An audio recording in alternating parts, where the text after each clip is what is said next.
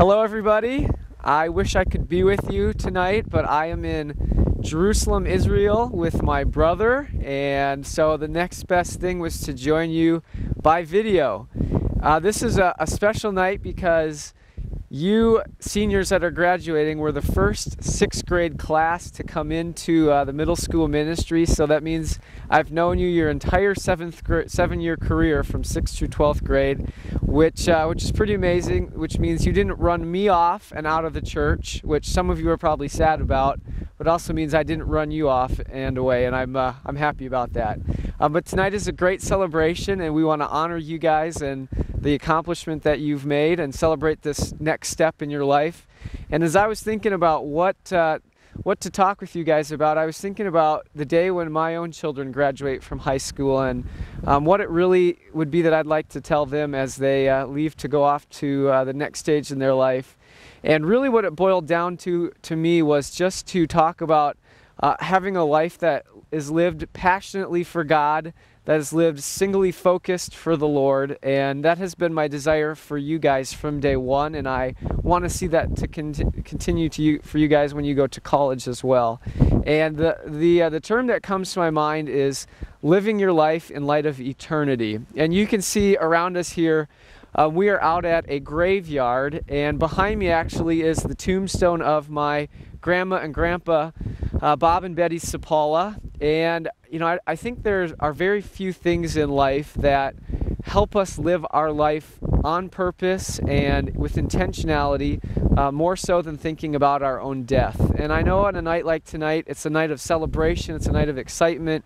We don't want to put a damper on that talking about death, but really I think as we think about the day that we will die and be buried like this, it helps us put our life into perspective in the sense that we want to make sure that when this day comes, we are living our life in light of eternity so that we understand what our actions will mean beyond our life and into the grave. And so as we think about our life in the next, your life in the next 50 to 60 years that you have left to live, I want that to be lived for the Lord. And there was a verse that I wanted to share with you tonight from Colossians 1, 10 and 11. I thought it really summed this up well. It says, "And we pray this in order that you may live a life worthy of the Lord."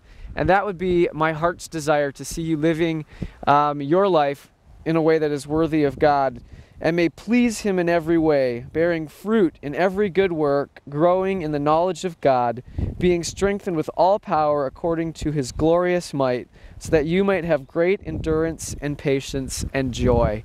And that really is my heart's desire, is to see you living for the Lord with everything that you are and you do.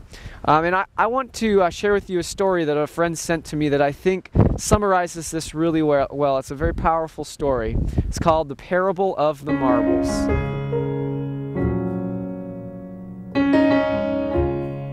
The older I get, the more I enjoy Saturday mornings. Perhaps it's the quiet solitude that comes with being the first to rise, or maybe it's the unbounded joy of not having to be at work. Either way, the first few hours of a Saturday morning are most enjoyable. A few weeks ago, I was shuffling through the basement with the steaming cup of coffee in one hand and the morning paper in the other. What began as a typical Sunday morning turned into one of those lessons that life seems to hand you from time to time. Let me tell you about it. I turned the dial up into the phone portion of my band on my ham radio in order to listen to a Saturday morning swap net. Along the way, I came across an older-sounding chap with a tremendous signal and a golden voice. You know the kind. He sounded like he should be in the broadcasting business.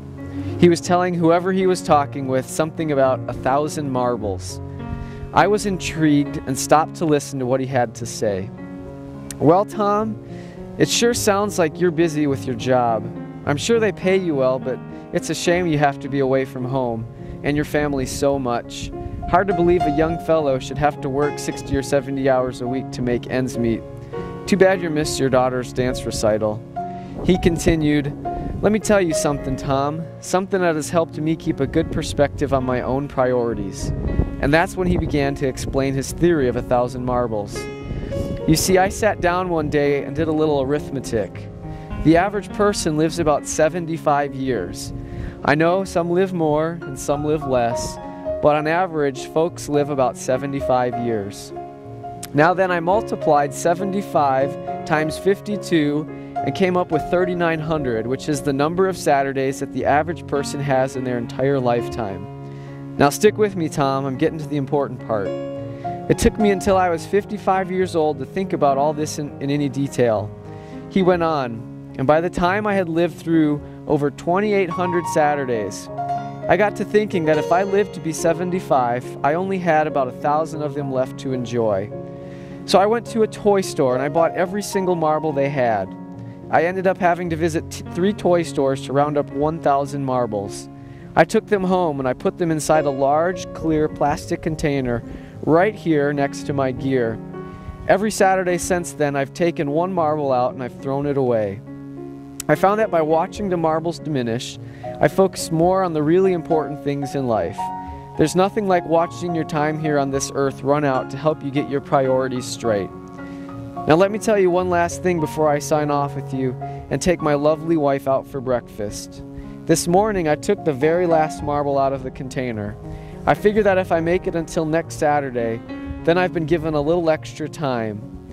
And one thing we can all use is a little more time. It was nice to meet you, Tom. I hope you spend more time with your family, and I hope to meet you here on the band again. You could have heard a pin drop on the band when this fellow signed off. I guess he gave us all a lot to think about. I'd planned to work on the antenna that morning, and then I was going to meet up with a few hams to work on the next club newsletter. Instead, I went upstairs and woke up my wife with a kiss. "Come on, honey, I'm taking you and the kids to breakfast." "What brought this on?" she asked with a smile. "Oh, nothing special. It's just been a long time since we spent a Saturday together with the kids. Hey, can we stop at the toy store while we're out? I need to buy some marbles." You know, I think a story like that helps us put our priorities into perspective, and you know, that story helped us think about our family. But I want to think about the priority of Christ in our life and making sure that as Saturdays go by, that we're not wasting our marbles, in the sense that we're living our life for ourselves, and we don't want to waste our life. And I hope that that's the case with you. I did the math, and in the 18 years that you've lived, you've used about 936 of your marbles. That means you have about 2,900 and change left. And I hope that you use those marbles for Christ. Behind me you can see a grave plot that is new, and just a stone's throw away there's graves of individuals that are in their 20s. They didn't make it to 75 years old, and you know, hopefully we all do live a nice and long life. But I want to make sure that whether it's 20 years that we live or 75, that every single week I want you to be challenged to live that for Christ, just as Colossians 1:10 and 11 said. Blessings to you guys. I am very excited to see how your life pans out over these next years, and I hope as you return to Autumn Ridge, you dial me up, and I'd love to get together with you. Love you guys, and have a great rest of the night.